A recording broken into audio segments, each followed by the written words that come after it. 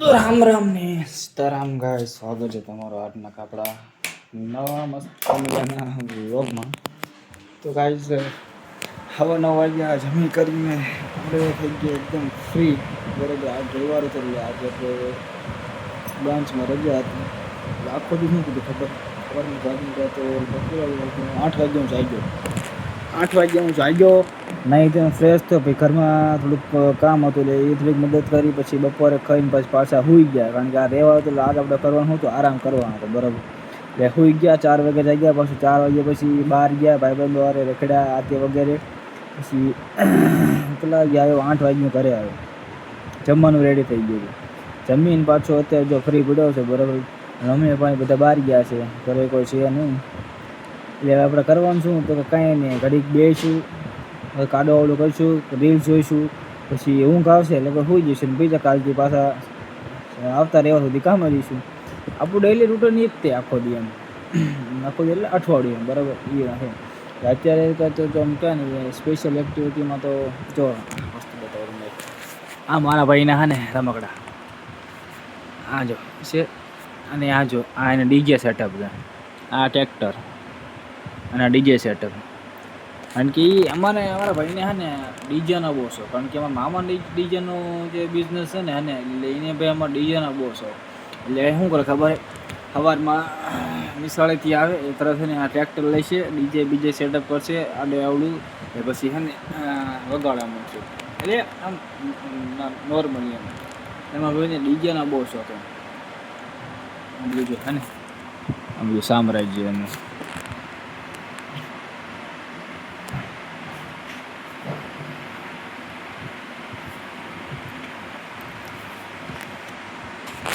એવું છે બધું. આ તહેવાર આખો દાદા અમને એમનામાં જ ગયો. કાંઈ નોર્મલ હતું બધું, કંઈ સ્પેશિયલ આપણે કંઈ કર્યું નહોતું કાંઈ. રવિવાર આવે અત્યારે જે છે ને આખું જો કોણ તો પહેલાં જેવો રવિવાર જે અત્યારે નથી આવતો. પહેલાં જે રવિવાર આવતું હતું ને યાર, એ રવિવાર એમ કે રવિવાર હતો, એમ અલગ જ રવિવાર હતો એમ. એટલે કે અત્યારે જે રવિવાર આવે છે ને પહેલાં જેવો રવિવાર નથી આવતો. કેમ કે જ્યારે 1 થી 10 વર્ષ પહેલાં જે અમે સ્કૂલમાં હતા ને ત્યારે રવિવાર આવતો ને ત્યારે અમે છે ને આખો દિવસ બધા ખબર છે ખાવી, ક્રિકેટ રમવી, ભાઈબંધો રમવી, ટીવી જોવી, બસ એમાં ને એમાં કાઢના કરતા. ત્યાં એટલું બધું ટેન્શન નહોતું ને કાંઈ એટલું બધું કામ કાંઈ જવાબદારીની માથે કાંઈ આડું કાંઈ નહીં. અત્યારે તો કહું ને એ રવિવાર જે અત્યારે આવતો જ નથી. સાચું કહું તો એ રવિવાર અત્યારે બહુ મિસ થાય છે એમ, કે ખાસ એ રવિવાર અત્યારે પાછો આવે એમ. જોકે તો પોસિબલ તો છે નહીં, પણ કોઈ વાંધો નહીં આવે. ધીમે ધીમે થઈ જાય બધું. એટલે હવે તો ન થાય એ બાજુ. બરાબર, આપણે ખાલી કેવી તો થઈ જાય તો હું ચાલુ થઈ હવે ધીમે ધીમે. હું બગા આવવાનું ચાલુ થઈ ગયું. બપોર હોઈ ગયો તો મને બગા આવતા પાક ચાલુ થઈ ગયા આવવાના. એ રવિવાર પહેલાં જેવો ન આવે. જો કે પહેલાં જેવો સમય તો હવે ન આવે, કારણ કે ત્યાં એ જે સમય હતો બાકી સમય હતો એમ. ક્યાંય ઘણા બધા કે એક વખત સમય વીતી જાય ને પછી પહેલાં જેવો સમય અત્યારે પાછો ન આવે. અને સાચું જ કહે છે કે પહેલાં જેવો સમય અત્યારે હવે પાછો આવે એમ નહીં. શું કરશું હવે તમે જ કહો, સાહેબ પાછું આવશે પહેલાં જેવો? હા તો કમેન્ટ કરો, ના તો કમેન્ટ કરો કે આવશે. એમાં ન આવે તો કમેન્ટ કરો કે નથી આવવાના. હવે ખબર જ છે આપણને કે નથી આવવાનું, તોય તે એમ.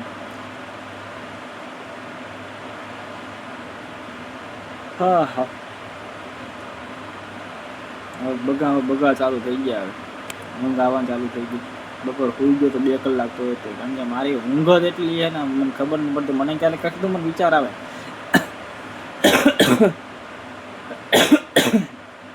કુંભકર્ણના લક્ષણો મારા નથી આવી ગયા ખરેખર.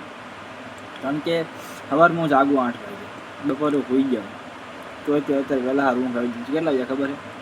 હજુ 9:20 જ થઈ જાય તોય તે એટલી બધી મારા મૂંગ ભરી છે. મને ક્યારેક હકીકત એમ થઈ જાય કે કુંભકર્ણ લક્ષણ માર નથી આવી ગયા, બીજા આમ જવાને બદલે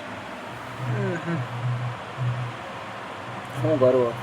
ઊંઘ ક્યારેક કેટલી આવે, ક્યારેક એમ થાય કે હું રહીશું તો કંઈ ભેગું થવાનું છે નહીં.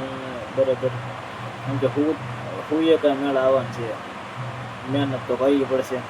અત્યારે મહેનત કરશું તો પાછળ આપણો સમય જે છે ને એ આરામથી નીકળી જશે. અને અત્યારે જો મહેનત નહીં કરી હોઈ રહેશું તો પાછળના સમયમાં આપણે હોવાની મેળ નહીં આવે. એટલે મતલબ કે મહેનત કરવાનો સમય નહીં મળે એમ. એટલે અત્યારે સમય છે આપણી પાસે, મહેનત કરી લઈ 4-5 વર્ષ, એટલે પછી પાછળની જિંદગી જે આપણે રહી ને એ નોર્મલ આરામથી એમ નીકળી જાય.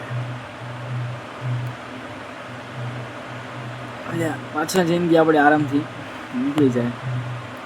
એ અત્યારે મહેનત કરવાનો સમય છે આપણી પાસે, મહેનત કરી લઈએ. કારણ કે કહો ને, મેં તમને કીધું એમ કે એક વખત સમય ગયો પછી પાછો આવવાનો છે નહીં. એટલે આપણી પાસે સમય જે છે, આપણી પાસે જે ઉંમર છે બરાબર, એટલે તો મહેનત કરી લઈએ જેથી પાછળનો સમય આપણો જો ને આરામથી વ્યવસ્થિત રીતે નીકળી જાય.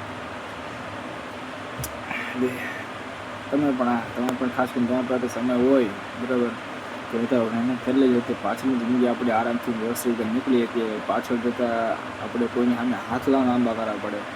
અને અત્યારે હાથ લાંબો કરવાનો બહુ સારું છે અમને ભાઈ. કારણ કે ઘણા બધાને હે ને ન ગમતું, અને ગમતું હોય તો પછી શું થાય ખબર, પાછળથી આપણને સાંભળાવે. એટલે એવું કંઈ કરવાનું છે નહીં. એટલે આપણી પાસે સમય હોય તો મહેનત કરી લો, શું કામ કોઈને સામે હાથ લાંબા કરવા પડે. એવું છે બધું. આ કોઈ વાંધો નહીં, થઈ જાય બધું માતાજીની દયાથી.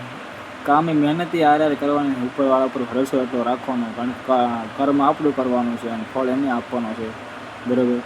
એટલે બસ મળીએ કાલે પાછા બીજા નવા મસ્ત મજાના વ્લોગમાં. ત્યાં સુધી રામ સીતારામ. સબસ્ક્રાઈબ કરી નાખજો ખાસ કરીને, અને વ્લોગ સારો લાગે લાઈક કરી નાખજો અને કમેન્ટ કરી નાખજો. મળીએ કાલે નવા વ્લોગમાં. રામ સીતારામ. જય માતાજી.